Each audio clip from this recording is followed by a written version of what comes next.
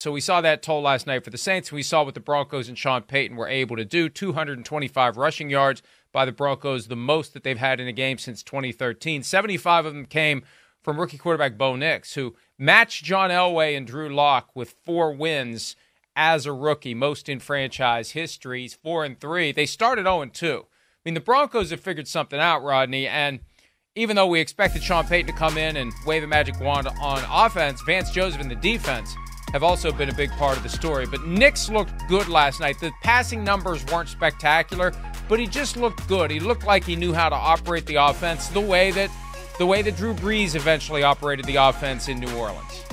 Didn't he look like a more athletic Drew Brees? I mean, the kid looks like he's so assured of himself, very confident, and even when things don't go right, he doesn't panic. He hangs in there. He's got a lot of confidence, and this kid, he has some juice behind him. You know, every time he gets on the field, you see that positive energy. He looks like he's very confident, and the kid is spectacular at running the football, man. A lot of times last night, he got his teams out of some tight situations because of his ability to get outside the pocket and make those plays. But I've liked this kid a lot. I think, you know, Sean Payton's done a really good job with him. I love the fact that he got up in Sean Payton's face. It shows that he's a tough guy. And I think they're going to continue to build, man. And I think he's doing the right thing. Even in some of those critical moments during the game early, he was still passing the ball. It wasn't like they were just running the ball and they just accepted running the ball. He trusts Bo Nix, and I think this is going to continue to grow. I like Bo Nix. I like where the Denver Broncos are headed. I really like that defense. They've been really good this year.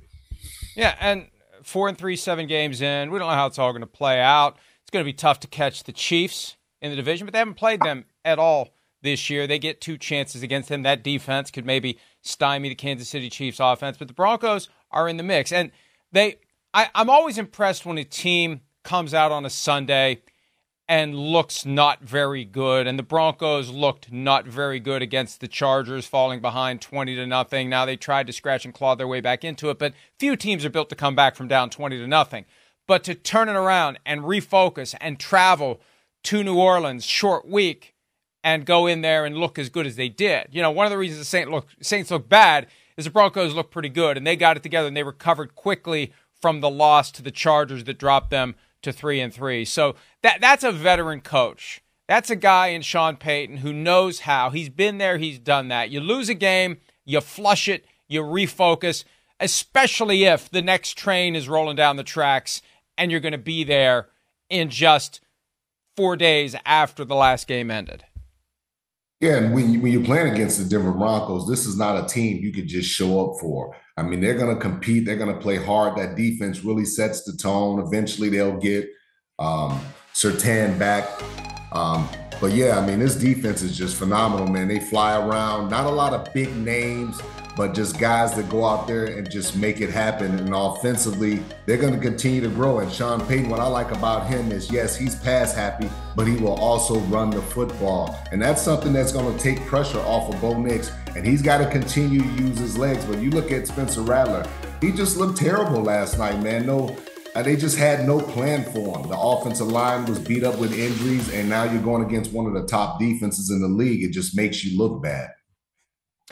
Of course, the motivation for Payton beyond winning the game was going back to New Orleans. And I saw somewhere it was called a revenge game. Folks, it wasn't a revenge game. He quit. He wasn't fired. He quit. And the master plan when he quit was to go straight to Miami and coach Tom Brady. They were in the process of cooking that up, and it fell apart. And then the Dolphins got hammered for tampering with Peyton and Brady trying to set that thing up. So it wasn't revenge. If anything, it would have been revenge by the Saints on Peyton. But still, Peyton went in there, familiar place, better team, at least for that night, and got the win, and also became the 8th coach in NFL history to beat all 32 teams. Let's hear a little from Sean Payton after the game on returning to New Orleans and reflecting on his time as the coach of the team. There were a lot of moments here, and you get a chance to see old players that are that are here, and then to be with this team and this ownership group. It's the reason you miss it. The 1 year out, and you miss relationships, and you miss making memories. It's like I told him a couple weeks ago, Surtan's interception, right in front of our bench. There'll be a day when I don't remember his name, and, I'm having applesauce out of a straw, but I'll remember that play. And so that part of it, being around young people and having a chance to be part of their journey and coach them is a pretty good job, and I'm thankful for it. So, it was kind of emotional. That example of applesauce through a straw, he said something similar after the Minneapolis Miracle. He said, there's going to be a day when Mike Zimmer and I are both in the old folks' home eating tapioca. He's going to think about that and smile, and I'm going to think about the Minneapolis Miracle and frown. So making more memories for Sean Payton at some point to reflect on as best he can. But, it surely was a big deal to him. He still lives there. He's got a residence. I don't know how often he's there, but it's still a big part of him, and he did great things there. He was a phenomenal coach, and just the work that he did with Drew Brees. I was out in San Diego when the Chargers was out in San Diego with Drew Brees, and the level he took Drew Brees to the next level. Drew was always a hardworking young man. He was smart. He was always intense. But Sean Payton taught him how to relax and how to see the big picture. And he just taught him so many different things about being a pro and the way to carry himself. And I remember we did a Thanksgiving game with the Saints, and just seeing them work in the red zone, seeing Sean Payton and how meticulous he was with Drew Brees, saying, hey, no, the route should have been at 6 yards, not 7 yards, and making them run it over and over again. So to me, it's not a mistake that they're having so much success with this young quarterback and that he's turning things around in Denver. I've seen it firsthand. We've covered this guy for a long time. Sean Payton is a phenomenal coach. Yeah, he is. And he is keenly aware, as is every coach who has won a Super Bowl with one team and moved on to another team. No one has won a Super Bowl with two different teams. And that was one of the motivations, I believe. Yeah, no coach has won a Super Bowl with two different teams. And I think that was one of the motivations for Sean Payton at some point to go somewhere else. And it was funny because there was a stretch last decade where every year, he calls them the Sunday Splash Reports, every year late in the season, someone would report on a Sunday morning pregame show, Sean Payton might be leaving the Saints. And it would come up every year and it would never happen. And the one year when it didn't happen with the reporting is the year that he walked away out of the blue and surprised everybody. So, he's back. And I was concerned that early in the year when they lost those first two games, Rodney, here we are, year two with Sean Payton. He got the quarterback he wanted. Last year was disappointing. Like, we don't know anything about this ownership group other than they are far richer than any other ownership group in the entire NFL. It's like you got to start showing some progress at some point because we don't know what these Walmart tycoons are going to do if they get to the end of this season and it's another non-playoff year. The Broncos have not been to the postseason since they won Super Bowl 50.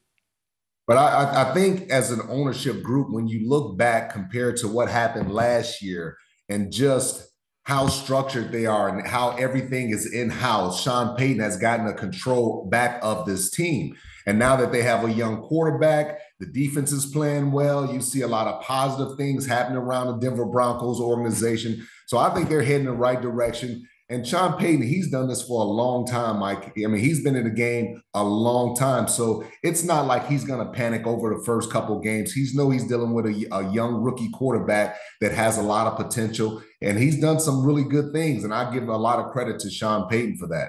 But this locker room, he's stabilized this locker room. You don't hear any controversy coming out of Denver anymore. Javonte Williams is starting to get healthy. Guys on the outside are starting to make plays. So really, at this point in time, for the first quarter of the season, I like where they're headed. I think they're heading in the right direction. Even a little disappointment after the way they played against the Chargers.